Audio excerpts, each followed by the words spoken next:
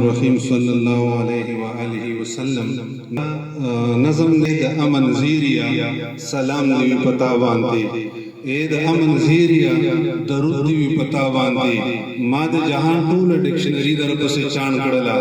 داسې یو تشبیه استعاره مې په لاس نه راځي زه چې پرې نستا او سن لفظونو کې راونه غاړم ستا تشبیه کو مې سره ورکول مناسب نه ګڼم ځکه چې سپوږمۍ کله څنګه وي نه دې زه تشبیه جانانه ګل سره رواګڼم ځکه چې ګل ښکلی وي تازه وي خو یو څو ورځې ستا د ښایست مخې ته زوال هم سره ټیټ کړی دی ستا ښایست ته خپل څه چې پردي هم حیران شوي دي ستا شان پرې حسان ابن ثابت هم داسې ویلي وو ستا نه زیات ښایسته تر اوسه ما لیدلی نه دی څوک نه چېرته یو مور تر اوسه ستا غوندې راوړی دی ستا نه زیات ښایسته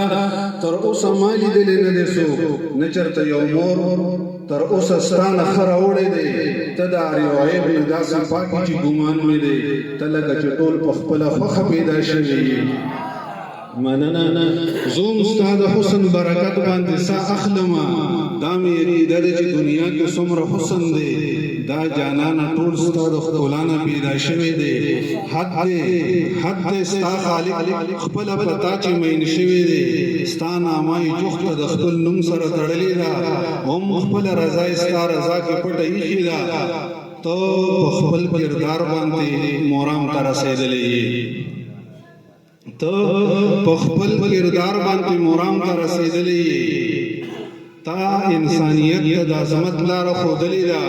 تا د تیارو منځ کې رڼاګانې بلې کړي دي تا منزل نه رکو ته منزل په ګوته کړی دی تا د مظلومانو په زخمونو پټۍ ایښي دي تا د هر چا غم له په خپل زړه کې ځای ورکړی دی تا د یتیمانو په سر لاس د شفقت ایښی دی تا د شیطانانو مرکزونه نړولي دي تا د شیطانانو مرکزونه نړولي دي تا د ابوجهل ذهنیت په شا تمبولی دی تا د وخت فرعون له سترګو کې اچولي دي تا د شیطانانو مرکزونه نړولي دي تا د ابوجهل ذهنیت په شا تمبولی دی تا د تکبر او د غرور بوتان مات کړي دي تا د نفرتونو جرړونه ویستلي دي تا د عجزین کې ساری تخم کرلی دی تا د خپلو منځ کې خپلولی را تازه کړي دي ستا دښمن چې کله هم ستا مرګ پسې راغلی دی